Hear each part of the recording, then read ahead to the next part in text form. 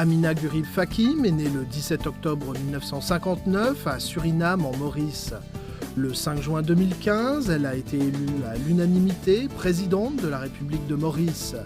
Issue de la société civile, elle est la première femme à accéder à la fonction suprême. Amina Gurib Fakim effectue ses études supérieures au Royaume-Uni au sein des universités de Surrey et d'Exeter. Elle obtient un doctorat en chimie organique en 1987.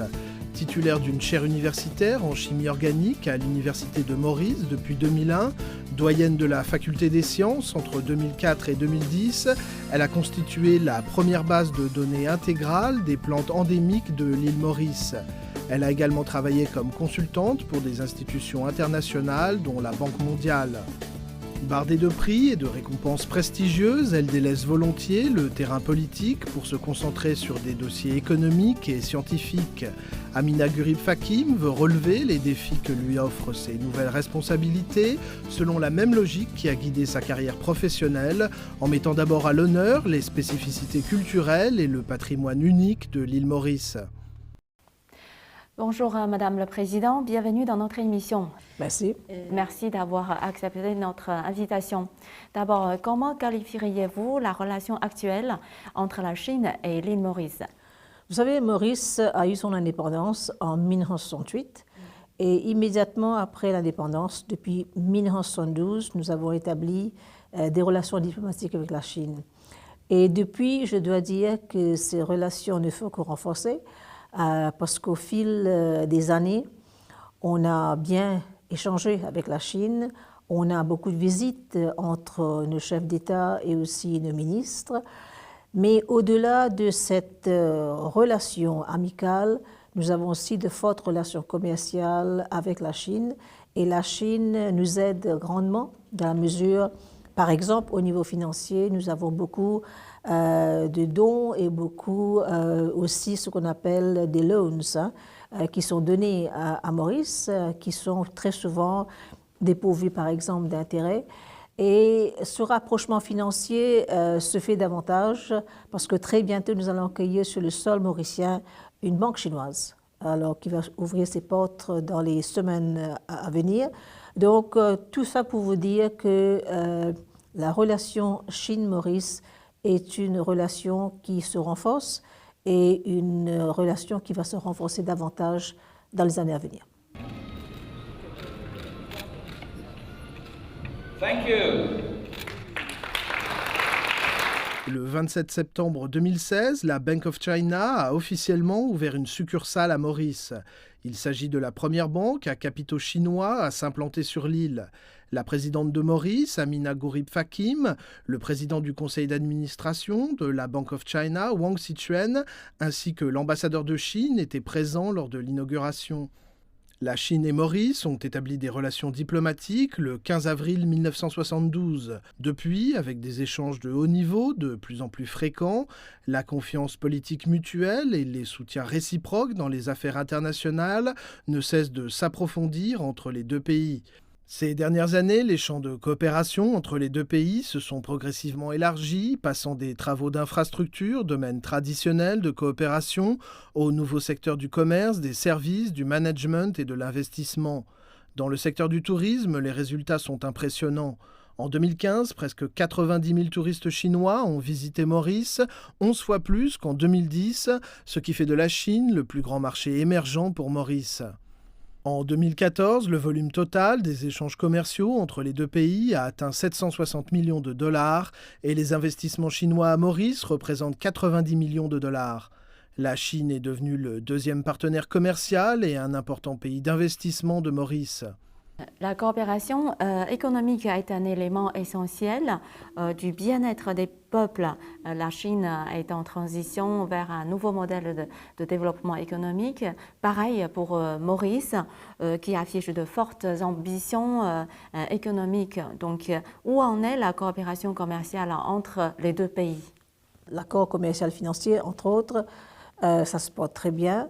Mais on sait que la Chine est un pays en pleine mutation, surtout au cours de cette année, on a bien remarqué, on a bien observé l'évolution de l'économie chinoise. L'évolution de Maurice aussi est en pleine mutation parce que on veut qu'il y ait d'autres modèles économiques, parce qu'à ce jour, on a eu des piliers comme le textile, le tourisme, entre autres, mais l'évolution mauricienne l'économie mauricienne, va évoluer. Et ce qui va se passer, c'est qu'avec ce partenaire, avec la Chine, on va essayer de voir comment travailler ensemble. Par exemple, on vient de parler du secteur financier. Le secteur financier à Maurice va se renforcer davantage. Il y a aussi l'aspect de la science, la biotechnologie par exemple, qui se cadre très bien dans la vision 2030 qu'a présentée le Premier ministre mauricien l'année dernière. Et au-delà de ça, l'île Maurice veut aussi se positionner comme un centre pour tout ce qui est une économie qui sera basée sur la connaissance.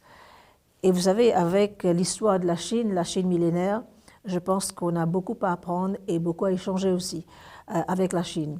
Et pour revenir encore une fois avec le potentiel économique, c'est que le positionnement de Maurice est un positionnement intéressant dans l'océan Indien parce que ça pourrait agir comme une porte d'entrée en Afrique.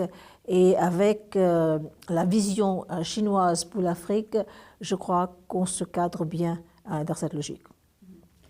Et selon la Banque mondiale, l'île Maurice a déjà dépassé l'Afrique du Sud pour devenir le pays le plus accueillant envers les investissements étrangers. Donc, je voudrais savoir quel type d'investissement le gouvernement mauricien souhaite-t-il attirer? Pour l'instant, quand on regarde le flux de capital dans les secteurs d'investissement à Maurice, on a constaté beaucoup d'investissements dans le secteur immobilier, entre autres. Alors, ce qu'on veut faire, c'est qu'on veut diversifier ce portfolio d'investissement et attirer, comme j'ai dit, dans l'économie, par exemple, de la connaissance, la médecine, par exemple, le tourisme médical, mais surtout l'économie de l'océan. Parce que nous sommes un pays qui est relativement petit en superficie terrestre, mais si vous regardez notre zone exclusive maritime, c'est très très grand. Alors la zone est ce qu'elle est, 2,2 millions de kilomètres carrés.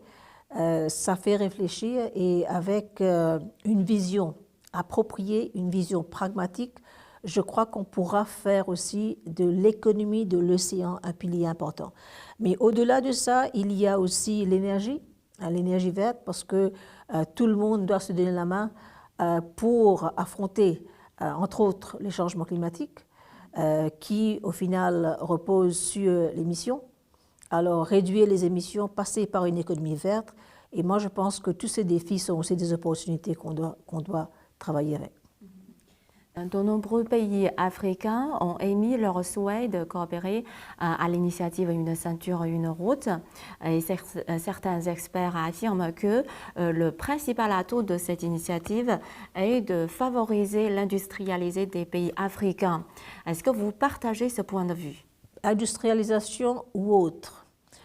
Tout ce que ces accords, ces projets, ces partenariats doivent faire, ça doit aider à améliorer le quotidien de l'Africain.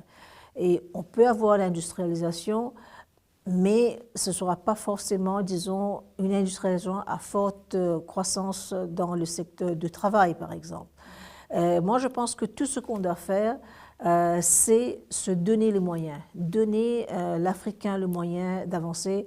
Et comme vous avez dit, une route ceinture, on l'appelle comme on veut, mais moi je pense qu'il faut donner les moyens aux personnes. Mais l'avantage que le continent africain a, et que peut-être d'autres continents n'ont pas, c'est que ce continent va s'atteler à être connecté au monde au travers du réseau de communication, mais aussi ce continent a une jeunesse, parce que le continent se rajeunit. Et l'âge moyen sur le continent africain est autour de 22-23 ans. Donc avec cette force de jeunesse, avec la connectivité qu'on va améliorer sur le continent, moi je pense que l'avenir est là. Et c'est au travers de ces deux forces que le continent va s'en sortir, beaucoup plus dans la connaissance que dans les ressources minières. Et est-ce que la Chine et l'île Maurice ont déjà entamé des projets dans le cadre de cette initiative? Il y a eu des discours, il y a eu pas mal d'idées qui ont été énoncées. Je sais quand votre ministre des Affaires étrangères était venu nous voir au cours de cette année, on a beaucoup parlé par exemple au niveau de l'économie de l'océan, comme j'ai dit, qui devient quelque chose qui monte. D'ailleurs, en ce moment, il y a une conférence sur l'économie de l'océan à Maurice. Donc, il y a cette prise de conscience. Mais au-delà de ça, il y a autre chose à voir. Il y a l'énergie, quand je reviens, parce que l'énergie verte, l'énergie renouvelable, je pense que dans l'avenir, on va se tourner de plus en plus vers cette énergie, que sur la biomasse, l'énergie des vagues, le vent, le solaire. Donc, il y a beaucoup de choses à faire ensemble dans cette nouvelle vision de voir les choses pour l'Afrique, pour Maurice et aussi pour la Chine. La Chine est un pays en pleine mutation, surtout au cours de cette année, on a bien remarqué, on a bien observé l'évolution de l'économie chinoise. L'Africain maintenant veut un engagement plus serré avec la Chine. Selon vous, quel rôle jouent les pays émergents dans les affaires internationales? Ces pays émergents et aussi avec les puissances d'antan, et c'est au travers du dialogue et de partenariat que les choses vont avancer.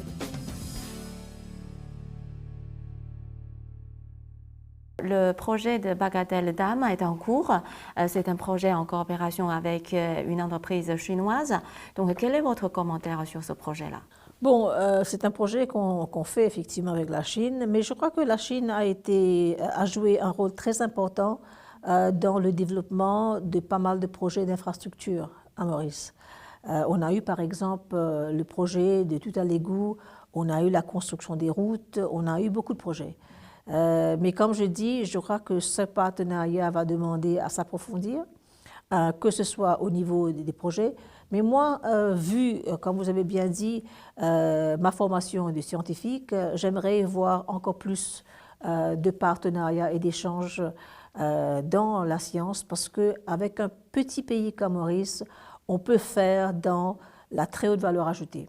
Le petit volume, très haute valeur ajoutée, et c'est là où la science a un rôle fondamental à jouer dans l'évolution de notre économie.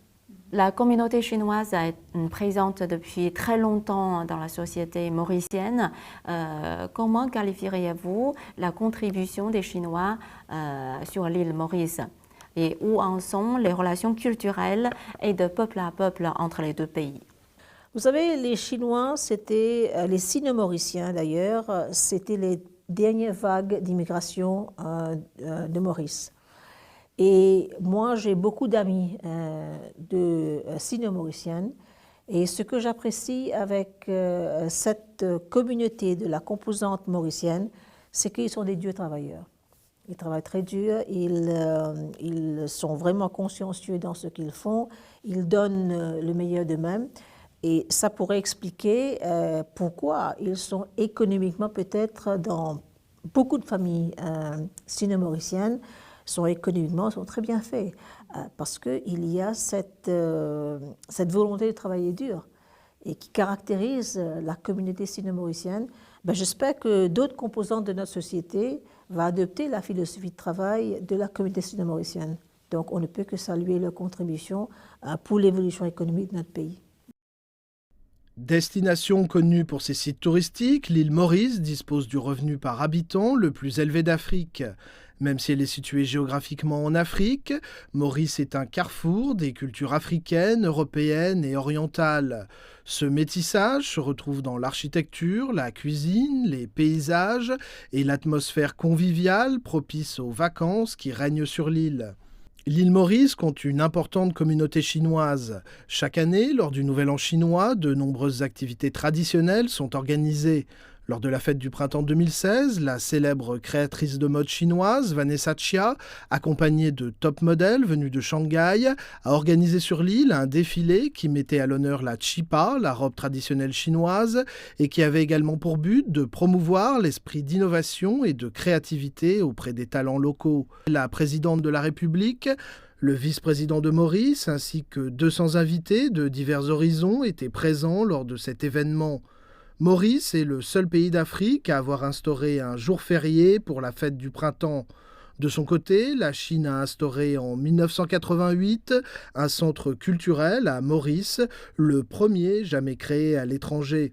Vu la grandeur de la Chine, avec cette diversité de cultures, oui, il faut qu'il y ait encore plus d'arrivées culturelles chez Maurice, pas seulement sur Maurice, mais sur l'Afrique, pour qu'il y ait une meilleure appréciation du fait que la culture chinoise est une culture très diversifiée.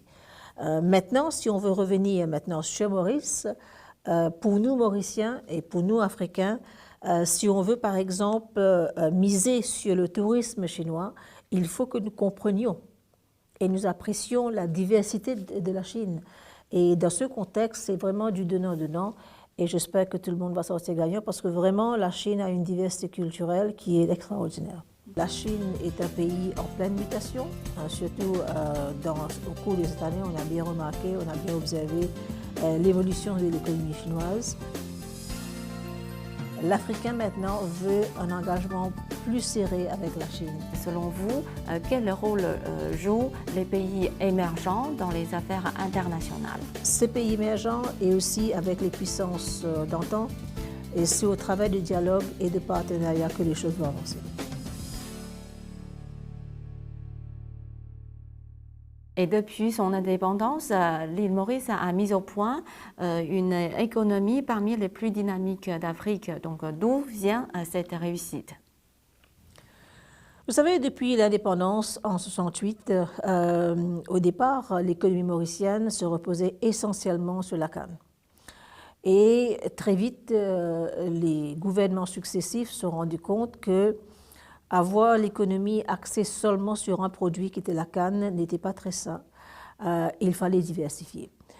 Mais diversifier, c'était bien d'avoir cette vision de diversification, mais quels moyens se donner?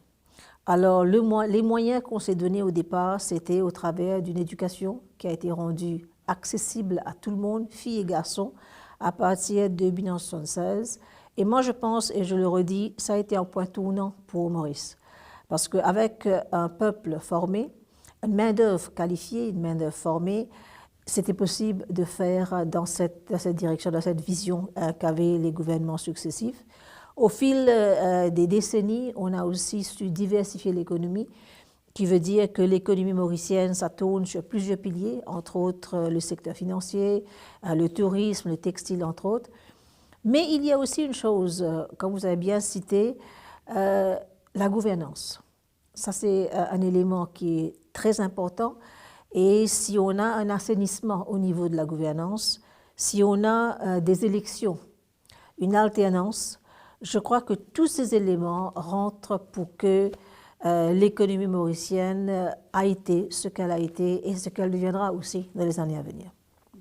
Et comme vous avez mentionné, le gouvernement mauricien accorde beaucoup d'importance à la protection de l'environnement. Vous êtes une fameuse biologiste, vous avez même créé une bioparc. Donc je voudrais savoir quels sont les projets existants entre la Chine et l'île Maurice dans le domaine de la biologie et quelles sont les perspectives. Bon, vous savez, lors de ma dernière visite en Chine, qui remonte à octobre 2015, et aussi j'ai eu le grand privilège de participer au sommet FOCAC, qui était à Johannesburg. Et on a beaucoup parlé effectivement de l'économie verte, on a parlé de l'économie bleue, on a aussi parlé de l'économie blanche. Alors, moi je pense que le sommet de FOCAC, il ne faut pas regarder en termes de finalité. Moi, je pense que pour le sommet de FOCAC, il faut regarder ce partenariat qu'on tisse avec la Chine. Et je crois qu'avec la vision chinoise pour l'Afrique, je crois qu'au sommet de FOCAC, on a beaucoup parlé de ces différents thèmes d'économie, mais ce qu'on a aussi parlé à FOCAC, et je crois que c'est quelque chose qui revient de manière très forte, c'est que les pays africains souhaitent un engagement encore plus rapproché de la Chine sur le continent. Alors, quel genre d'engagement? L'engagement, par exemple, au niveau de la paix et la sécurité, l'engagement au niveau de la connaissance, du partage de la connaissance pour qu'on peut tirer l'économie africaine vers le haut. Parce qu'à ce jour, on a beaucoup focalisé sur la matière première. Et moi, je crois sincèrement que l'économie africaine va s'en sortir le jour où on a décidé de passer par une transformation de cette matière première. Et avec les connaissances, avec la technologie que la Chine a, moi je pense que le sommet de FOCAC a jeté les bases sur ce partenariat qu'on doit développer avec la Chine. En juin 2015, Amina Gurib Fakim est devenue la première femme présidente de Maurice. Cette chimiste de renommée mondiale a dirigé pendant 5 ans le pôle recherche et innovation du Centre international de développement pharmaceutique à l'île Maurice.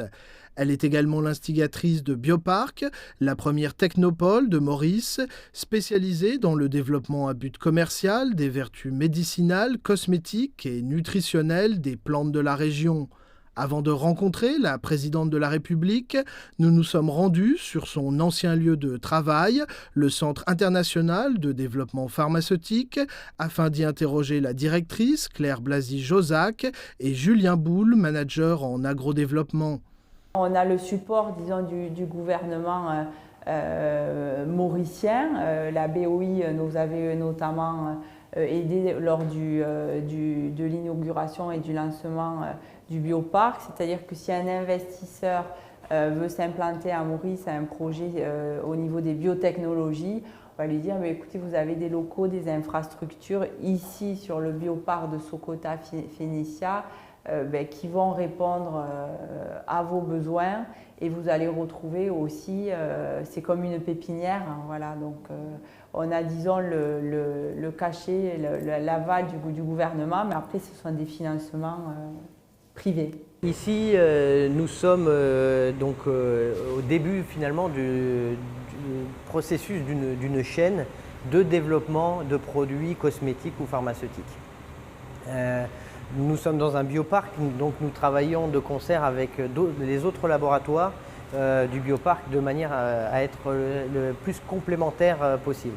Alors à l'intérieur de CIDP en tant que tel, ici nous avons donc le laboratoire de recherche et innovation où justement nous recherchons, nous faisons l'extraction des plantes et nous recherchons également l'efficacité sur certaines propriétés cosmétiques et pharmaceutiques.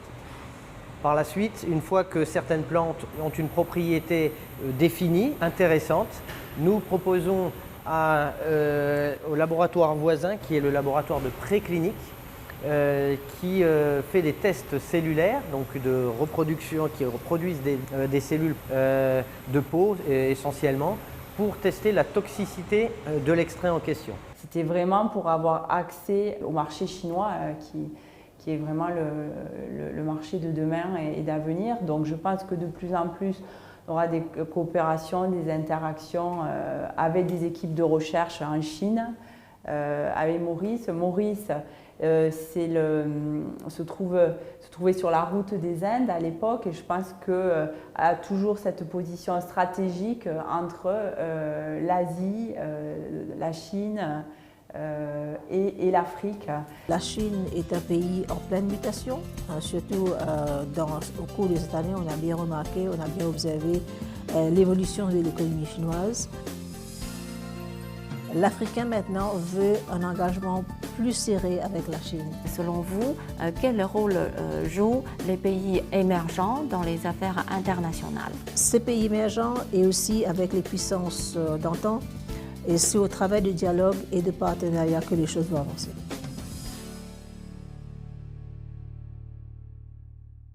En juin de cette année, le forum de coopération des médias entre la Chine et l'Afrique s'est tenu à Beijing. Donc, de nombreux journalistes africains ont participé à cet événement. Comment voyez-vous la coopération entre médias chinois et africains se développer dans les années à venir? Moi, je dis qu'il est temps que l'Afrique ait sa propre média. Comme ça, on peut parler de notre histoire et de nos nouvelles. Parce que si vous avez toujours cette externalisation, c'est-à-dire une vue externe à l'intérieur du continent, ben évidemment, il y aura un regard différent. Mais l'Afrique doit pouvoir parler de son histoire, doit parler de son actualité. Et je crois qu'il est temps qu'il y ait dans tout ce qu'on appelle le landscape médiatique, une média africaine. Ministres et experts africains se sont réunis au mois d'août pour suivre les acquis du sommet Chine-Afrique. Donc, selon vous, quelles sont les retombées de ce sommet en matière de développement des relations sino-africaines?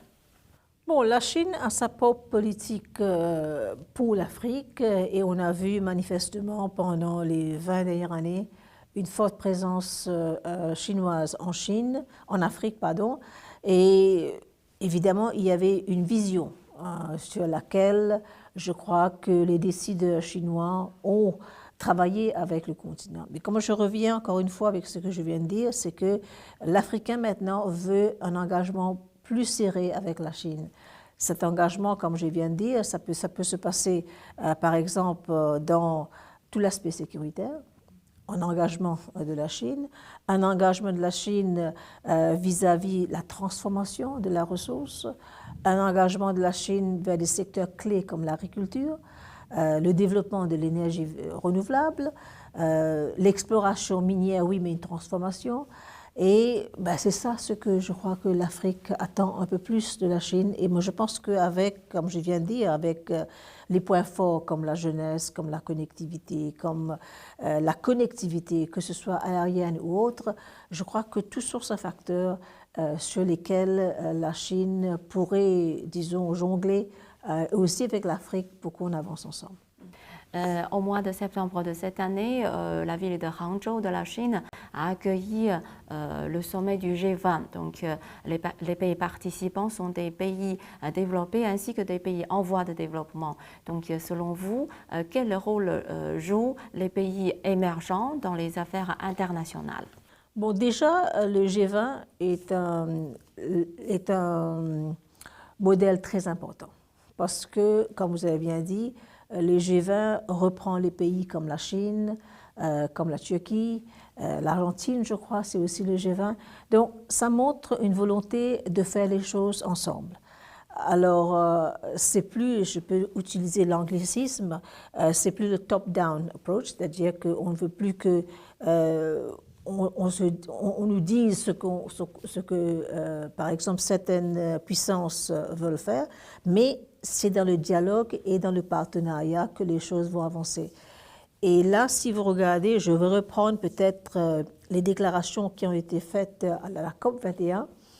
On a parlé 55 pour 55 au niveau des émissions. Et là, on va revenir encore une fois avec ce dialogue et aussi ce consensus qui va se dégager au niveau du G20 pour affronter et confronter les problèmes de ce monde. Et ça ne peut se faire qu'avec le partenariat serré entre ces pays émergents, qui effectivement, on a utilisé souvent l'acronyme BRICS. Alors, ces pays émergents et aussi avec les puissances d'antan, et c'est au travers du dialogue et de partenariat que les choses vont avancer. Alors que la croissance économique mondiale est de plus en plus faible, l'importance des pays en voie de développement devient de plus en plus évident. Pour vous, le développement des relations sino-africaines joue quel rôle dans la multipolarisation à l'œuvre aujourd'hui dans le monde? Bon, pendant très longtemps, on a vécu dans un modèle de monde bipolaire. Et avec les pays émergents, avec à partir du moment où, par exemple, l'accès à l'information, le développement se base sur une connaissance, le développement, le progrès peut se faire sans qu'il y ait un apport en capitalistique très élevé. C'est à partir de ce moment-là qu'on a commencé à voir émerger les grands pays, la Chine, l'Inde, la Russie, le Brésil, l'Afrique du Sud, entre autres. Moi, je pense qu'on est bien parti pour un monde multipolaire. Et un monde multipolaire verrait bien quand même les intérêts du monde, les intérêts du citadin du monde, du citoyen du monde à vivre en paix. Et l'évolution comme on voit, on est parti pour un monde multipolaire. Et ce n'est pas très mauvais au final.